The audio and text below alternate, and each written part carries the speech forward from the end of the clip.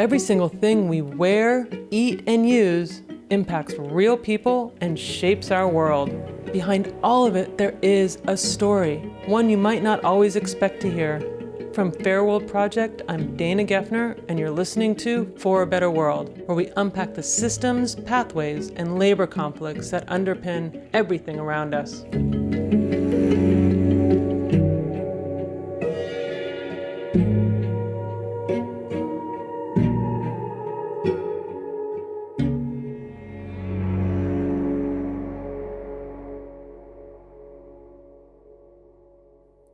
Green pastures, a red barn, cows grazing in a field. That's likely the image that whatever milk, cheese, yogurt, or ice cream you eat is selling you. But those kind of farms are an endangered species, living on in ads, not most of the dairy producing regions of this country. But the very companies driving those small scale farms out of existence are plenty happy to use their images for marketing. I'm your host, Dana Geffner, Executive Director of Fair World Project. Over the last few episodes, we've heard from Crispin Hernandez of the Worker Center of Central New York and from Marita Canedo of Migrant Justice about the dangerous conditions that dairy farm workers face. Go back and listen if you haven't yet, because they share what it's like working on the front lines of the food system and how they're working to change old and unjust systems. And one of the things that they highlight is that bad working conditions for farm workers aren't just a problem to be solved by better human resources policies or more rules. No. The problem is much bigger, and it starts miles away from the farmyard gate. Decades of low milk prices and the push for more and still more corporate profits are squeezing farmers and workers too. In this episode, we'll get into some of those root causes. Our political director, Ryan Zinn, talks with Jim Goodman, who was a dairy farmer for nearly 4 decades. He's also a longtime advocate with organizations including the National Family Farm Coalition and Family Farm Defenders. And together, they trace what the push for more and cheaper milk has looked like from the perspective of a small farm in Wisconsin. All right, Jim Goodman, welcome to For a Better World. Why don't we get started with just maybe just a little bit of history about your family farm and your experience over the last couple of decades in dairy farming. Okay, well, all of my great-grandparents came from Ireland during the potato famine in the 1840s, and my great-grandfather bought a farm just down through the woods from where we live now. Apparently, it was a veteran of the War of 1812 that had been given the land for his service and never lived there. So it was just kind of a small subsistence farm, and my great-grandfather worked in a mine close by. His son, my grandfather, went to Colorado in the 1880s for a few years and made enough money, came back and bought the farm that we have now, which was originally 160 acres. Then he bought another 40, probably in the early 1920s. There, in less than 60 seconds, we've got a snippet of the history of so much of the farmland of this country. People pushed off their land through bad trade policy and colonial extraction. That's the Irish potato famine. That War of 1812 Jim mentions is when the United States had their final showdown with Great Britain. And with the old colonial power out of the way, the U.S. turned its forces to pushing native nations off their land. This kicked off generations of oppression and land dispossessions that continues to this very day. So we had 200 acres. He also picked up another, 120 acres during the Depression. He'd loaned the guy who owned it some money and he couldn't pay it back. So we had about 300 acres, and of that, maybe 150 work land. My dad farmed it after his grandfather left the farm. Jim's farm has been in the family for over a century. And in that time, they've done what they could to make a living off the land. Well, from the time I was a kid, we milked about 20 cows, which was pretty standard. And at that time, between our farm and the nearest town, which is about 5 miles, I think there were a dozen farms, all about that same size. Now, 60 years later, I guess, there is one farm left milking cows, and he milks about 150. But it went from being able to raise a family on 20 cows to now where if you're not milking at least 150 or more, you're not going to be able to make it. It's an elaborate math problem that Jim's walking us through. Families were bigger back then. Bigger families meant more mouths to feed, but also more hands to help on the farm. So it's really changed a lot in, what one would consider a family farm. Um, while the farms are still owned by families, a lot of the labor is higher, the machinery's bigger, the acreages are bigger, and it's gone from, small pasture-based dairy to the typical corn, soybean type rotation. All these changes on the farm have been driven by changes off the farm. When Jim was taking over the family farm in the 1970s, the landscape of U.S. agriculture was changing. So we don't have family farms today. We got a family with a farm. Farming is now big business. Farming is now science. The modern farmer has to be, his inputs are science, our technology, our capital, our management, a little labor. He doesn't put in much labor anymore. Richard Nixon's agricultural secretary, Earl Butz, is famous for a get big or get out sentiment that's come to define U.S. farm policy. And if you listen to the last few episodes, you'll be questioning Butz's statement there that there isn't much labor that goes into farming these days. But this was the policy coming out of Washington at every level. Farming is big business. But by the time the Reagan administration took over, any semblance of fair farm prices was gone, and it was strictly, whatever the market will provide you. And that's when I think the small farms really started going out. We've heard this theme before, right? Last episode, as Anna talked to Marita from Migrant Justice, a thread that connected her work from Bolivia to the dairy barns of Vermont was this push to let the market forces rule. Instead of the government managing water and natural gas in the interest of the people of Bolivia, the push to let the markets decide is really to let the corporate interests rule. Instead of setting some kind of guardrails in place to protect farmers, just let the market decide. It's the rise of the idea that government that rules the best rules the least, and it hit dairy farmers hard. And that's when I think the small farms really started going out, because if you weren't willing to upgrade the size of your herd, if you didn't want to or couldn't do that, you sold your cows, somebody else bought them, and they got bigger, and you raised beef cattle or crops or whatever. And that's how small-scale farms merged, got bought out, and thus became fewer and fewer bigger farms.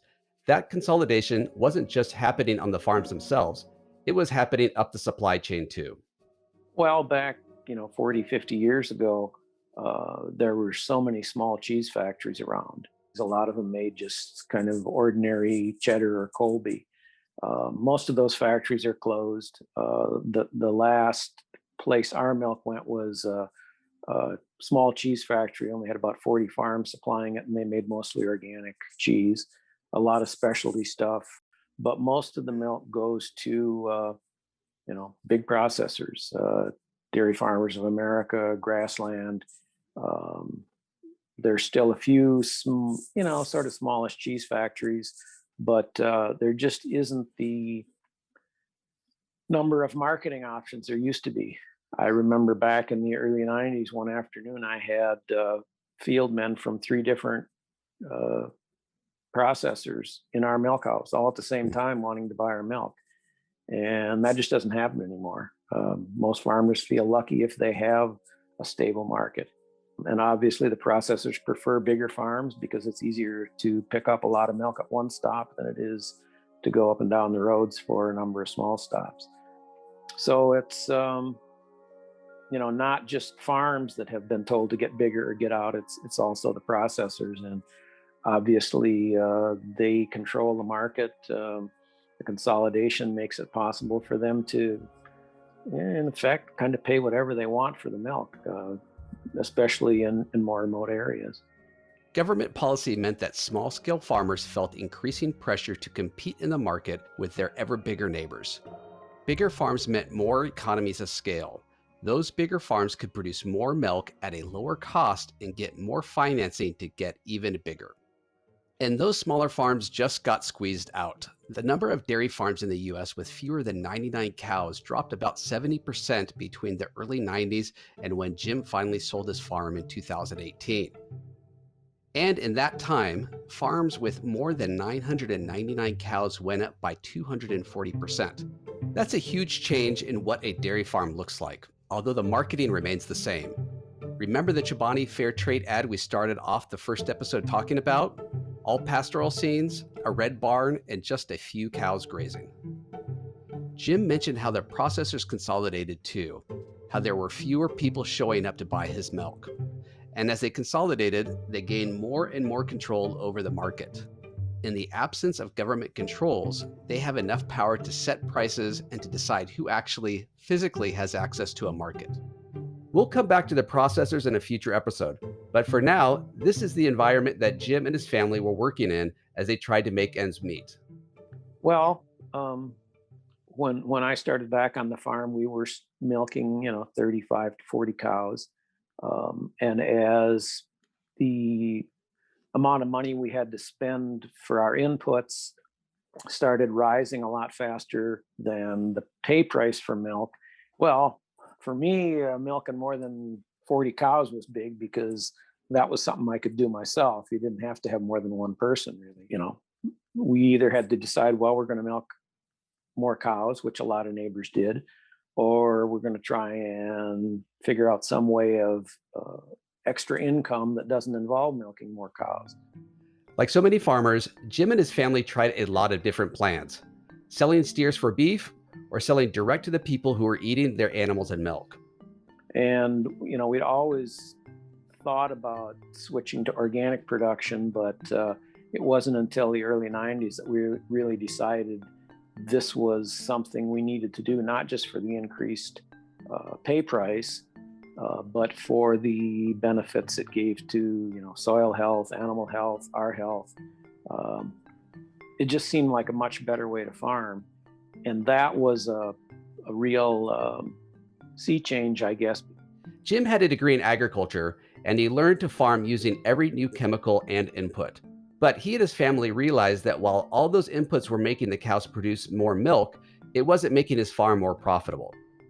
So we needed to find a marketing system that respected what we did, because the people who wanted to buy organic milk or cheese or meat or whatever realized that it was worth paying a little more to ensure that they knew what they were buying and to keep a system of farming alive that supported good farming and environmental practices.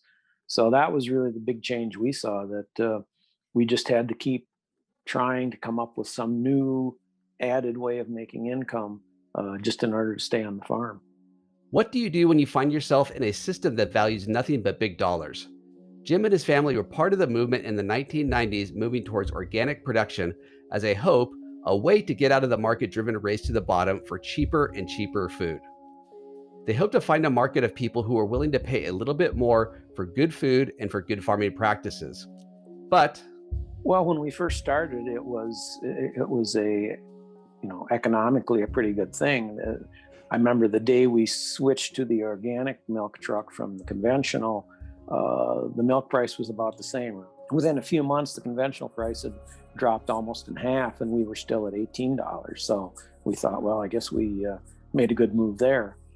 And the organic price continued to rise as more people decided they felt safer buying organic products. the market for organic products was growing fast. And then with the growing market came more and more people hoping to make money off that growth. But they weren't in it with a holistic goal of better farm practices. Instead, more people wanted to get into it because they saw it as a way to make more money.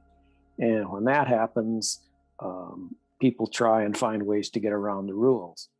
So now we have organic dairy farms, for example, that to the average person, if you looked at them, you would see there's really no difference between them and conventional confined dairy farms. The organic standards say cattle are supposed to be on pasture, get 33% of their dry matter intake from fresh grass. They have to be fed all organic feed. I think that the organic standards have rules in the books, but if you don't enforce them, what good are they? And really, that was the reason we had to sell our cows, because big organic dairies were able to ship milk from Texas to Wisconsin for a lower price than what we were getting. And we just couldn't compete. Just the small dairy farmers 20 or 30 years ago couldn't compete with the big farms. We couldn't compete with the big factory organic farms just because they weren't following the rules and USDA wasn't forcing them to. While prices were initially higher for organic milk, that relief didn't last. The same market pressures that pushed Jim and his family out of the conventional market continued to squeeze them in the organic market.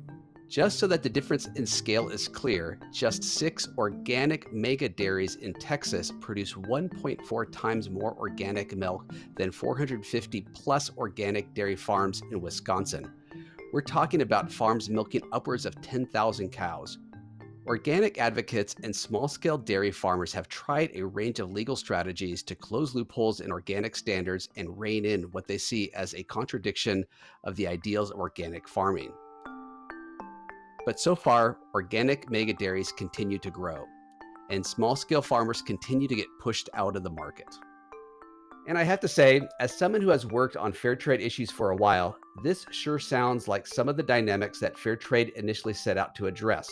Small-scale farmers struggling with low, volatile prices, trying to get market access, right? Well, that's actually something that Jim's been involved in too. Well, Family Farm Defenders started fair trade, a domestic fair trade cheese project many years ago. And basically, what it did was it sold cheese online, guaranteed that the extra cost that the people paid for it would go back to the farmers. It wasn't a huge project, but at the end of every year, the cheese factory would add up how much money he sold on that cheese and distribute it among the farmers that were part of the project. It didn't add a lot of income, but it had, at least it was an idea.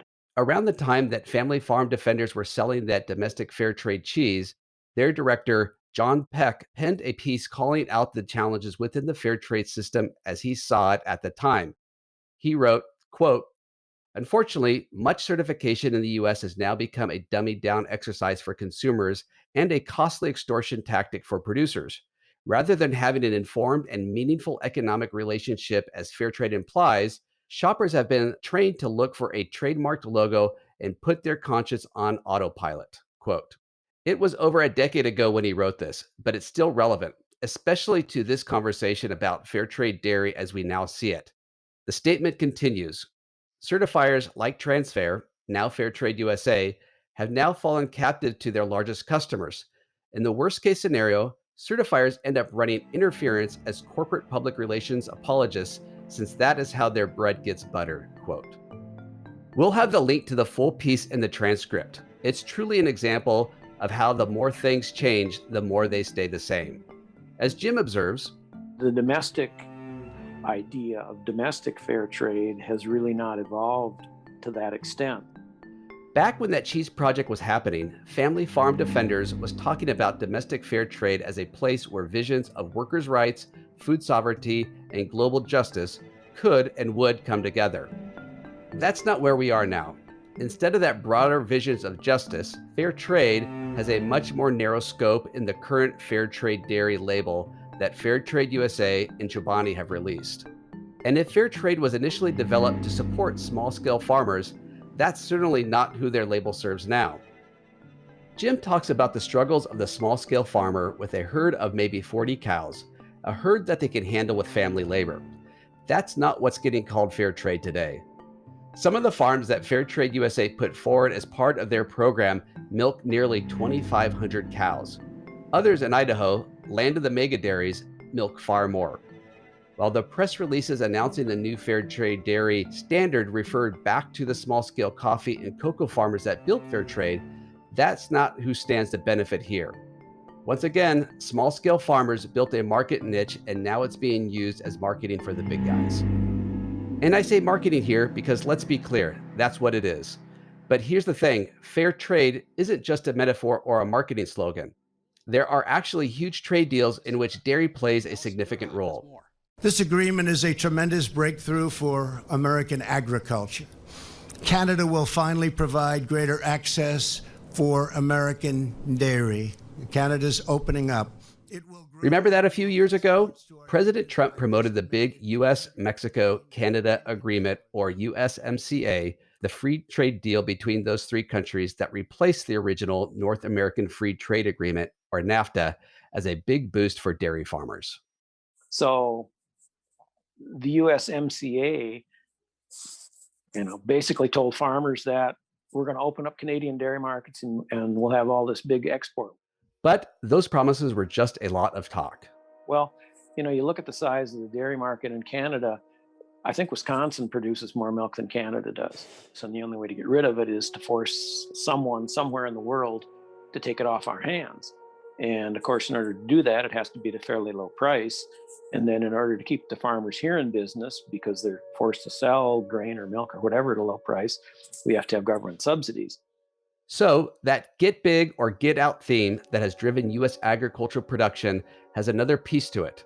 It turns out that dairy farmers in the U.S. produce way more milk than people in the U.S. drink.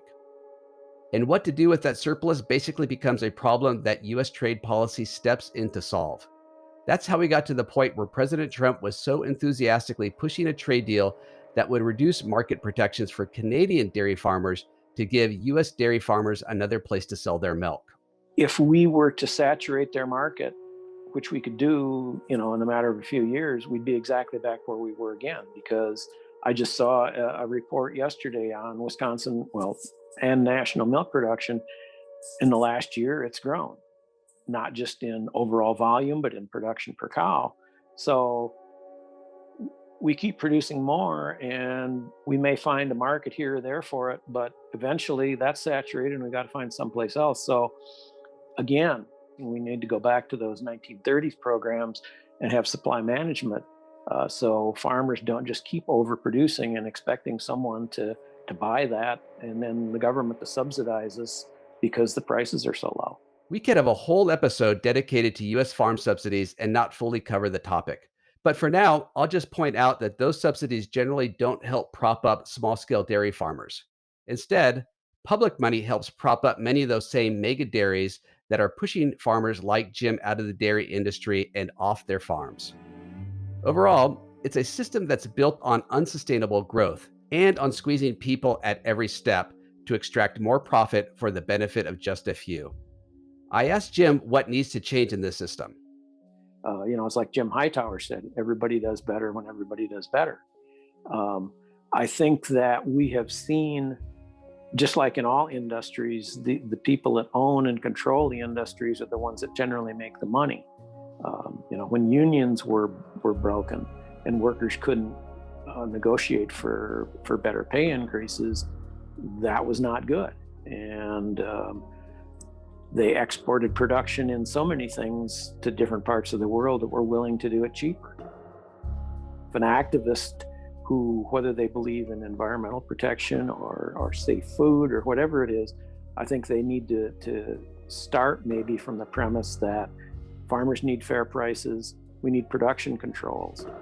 And production controls would, in addition to limiting the amount of cheap goods that are produced, it would also have a big effect on environmental quality, because you can't have thousands of animals in one spot without environmental problems because of the amount of manure you have to get rid of, the amount of groundwater you're drawing.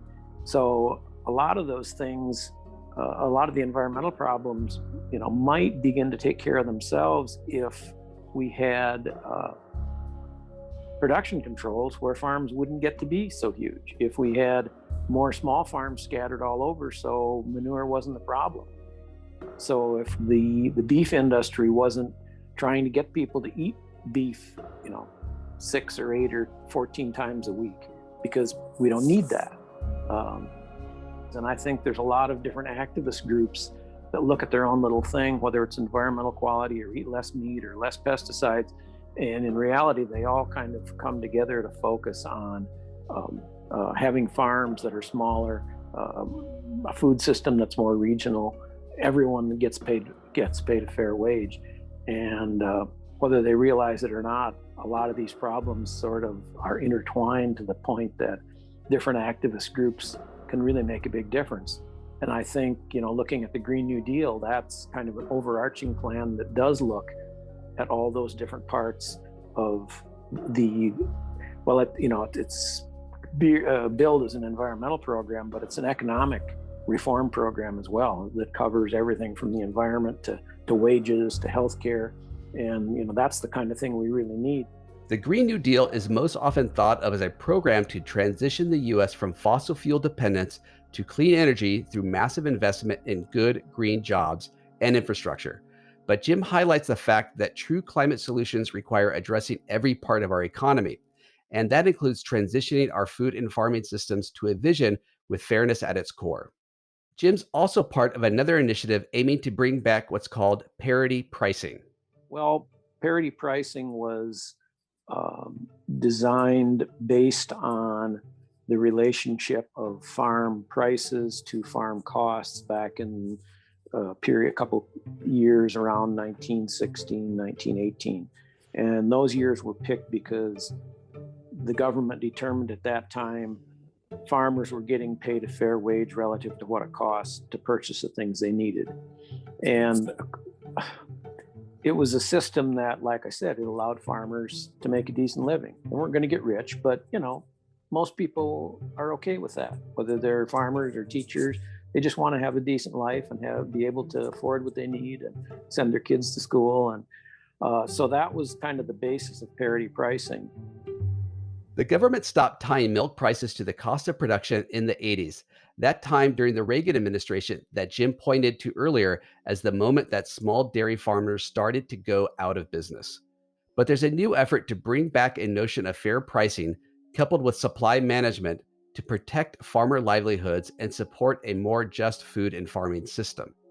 I'm part of a project now at National Family Farm Coalition called From Disparity to Parity, where we kind of try and explain what parity is. And obviously, to me, it looks a lot different now because there are so many things that need to be considered. Farm workers, the loss of land for Black farmers, um, healthcare. So I think things that weren't originally part of the original idea of parity need to be part of that now. And so while it still has to rely on fair prices, it also has to take into, I think, consideration all these other things that um, guarantee or at least provide a kind of a decent life for farmers. Over the past half century or so, a lot of government policy has been based on that idea that the best government is the one that steps aside and lets the market run things. Neoliberalism, to put it in a single word.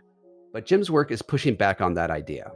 We've been living in a age of deregulation again.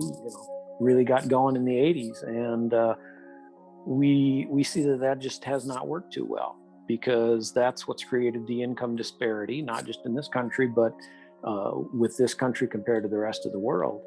And I think that governments are put in place to, what does it say in the Declaration of Independence, for the good of people? That's what they're supposed to do, and that's done by regulation.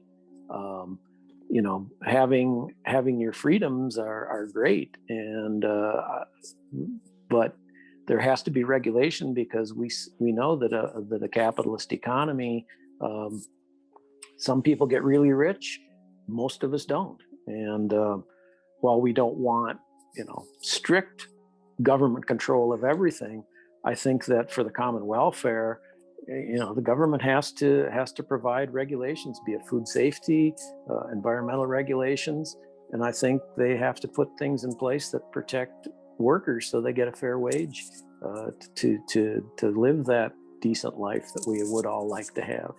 Maybe it's the old consumer activist in me, but I pressed Jim several times with a question that maybe some of you are asking as you listen. Okay, what does this mean for me when I go to the store? What kind of milk should I be buying? We know that with dairy, for example, if you go in Costco or Walmart or wherever you shop, the store brands are generally milk that's produced by these large organic CAFOs. Not a good thing. Still, I guess, organic milk is probably better than conventional. So you do have a voice with your dollars and you can support what you want. But you also need to put pressure on those stores to say that, you need to uh, have buying practices that support small farms that are really following the regulations. And you also need to put pressure on your people that are, whether it's local government, state government, federal government, uh, to enforce regulations, to um, support things like the Green New Deal that do protect the environment and bring this whole host of ideas about fair wages and health care and environmental protection. It's I think we're at a point where we can't sit on the sidelines anymore and just take what life gives us. We have to make our voices heard. And I think people need to get back into the mindset that they actually do have responsibility beyond going and voting. They need to hold people's feet to the fire after the elections. And if the people don't do what they said they would or what their constituents wanted them to, then it's time to get them out of office. And of course, that would be much easier if we had finance reform, but um, we'll see. Maybe that'll happen someday. Yeah, exactly. Well, before we sign off, Jim, any sort of last words of wisdom or insights that you've gleaned from the last 40 plus years in dairy farming? Well, I was on a conference the other day, and they asked me what gave me hope. And I grew up in the time of the Vietnam War, and um, the young people, the college kids that were resisting that war is really, in a roundabout way, what brought it to an end. But now, in the last few years, we've seen so many protests beginning. The young people protesting climate change and the Black Lives Matter movement. So I think that gives me hope that people are willing to get back in the streets again. Unfortunately, a lot of places are trying to pass legislation to, in effect, make it illegal to protest. But it's there's no shame in getting arrested protesting something. My wife and I have been arrested on the steps of the Capitol in Washington during climate protest, just because we wouldn't leave the steps. So I think we need to reform those laws to let people protest in peaceful protest and realize that that's part of how this country was founded. And I think people need to be willing to get back in the streets and to raise hell. And the fact that young people and the Black Lives Matter are actually doing that kind of gives me hope. And I think that's maybe going to be, again, the key to change like we saw during the Vietnam era, that people getting out in the streets and saying this is wrong and it has to change. Well, good. All right. Well, hey, thanks so much for your time. I really appreciate it. I just look forward to, I don't know when the next WTO ministerial is, but we can have a few beers, in the run up to those protests. That sounds good. I look back fondly on the what was it, 2003? Jim and I met back in 2003. We were both at the World Trade Organization Ministerial on the outside. These ministerials are the big global conferences where countries send their representatives to discuss trade rules. Jim and I were just two people in a giant convergence of small-scale farmers and activists from around the globe who came to oppose the World Trade Organization agenda, and specifically the inclusion of food and farming in those trade deals. We were there to oppose how these trade rules commodified food, how it reduced food from something farmers grew for their communities into just another thing bought and sold, where the main consideration was price. Our demands, in short, remove food and farming from global trade deals. Jim and I aren't the only ones who remember that ministerial. Lee Young-hae, a small-scale rice producer and peasant activist from South Korea, martyred himself on the barricade that surrounded the official meeting place. Lee was among the thousands of small-scale farmers in Korea who lost their farm and livelihoods after the country decided to import its food. His protest of those unfair trade deals pushed by the World Trade Organization is remembered today. Since then, every year on September 10th, La Via Campesina, the global peasant movement, remembers Lee's sacrifice and all of those who struggle against unfair trade deals and their consequences for small farmers the world over. The talks at the WTO meeting broke down. Activists on the outside were able to amplify the tensions between the delegates, so no catastrophic deals were made that day. Jim and I went home from the barricades, but the struggle continues.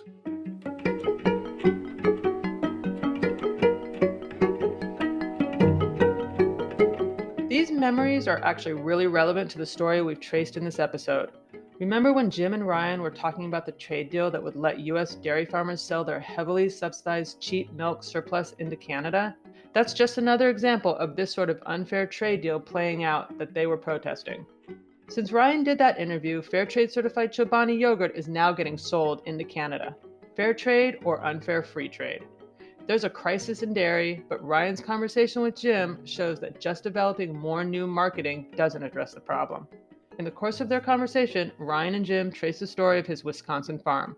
From the initial story of how his ancestors acquired the farm to Jim's family's struggles to hold on to the land. It's not a unique story for a farm in the US. And through his time on that farm, Jim has seen a lot of solutions come and go. He tried going organic in hopes of finding a market of people who were willing to pay a little more for good food and for good farming practices. And while he found those people, soon that niche market got gobbled up by bigger corporations looking to cash in. And that race to the bottom for cheaper food and cheaper prices that he tried to leave, well, it just continued with a new label. We saw another example of that this summer. The largest organic milk brand, Horizon Organics, owned by Danone, announced that they intended to drop 89 of the remaining small-scale dairy farmers in the Northeast. In a market that has gotten so consolidated, there's no other processor around to buy their milk. Those farmers have now literally lost their market. That's the ultimate consequence of the decades of policy decisions to let the market decide. The free market favors low prices, easy trucking routes, and efficient logistics. Small-scale farmers in their communities aren't necessarily a factor. Over the past few episodes, we've seen how this race to the bottom is harming workers and farmers too. Next episode, we're going to talk about the unseen middlemen, the processors, with Claire Calloway of Open Markets Institute. And we'll be back to the story of Chobani's Fair Trade Dairy because the biggest dairy cooperative in the US is their partner. And they've been sued by the very farmers they're supposed to serve. Are you participating in the Fair Trade Dairy program we've been talking about? Whether you're a farm worker or a farmer, do reach out. We'd love to hear your perspective. You'll find ways to contact us in the show notes. Whatever you do, be sure to follow For a Better World on Apple Podcasts or wherever you're listening. Your reviews help get more people listening. Fair World Project is a nonprofit organization, and we rely on donations to keep our work going. If you liked what you heard or learned something new, consider becoming a monthly donor.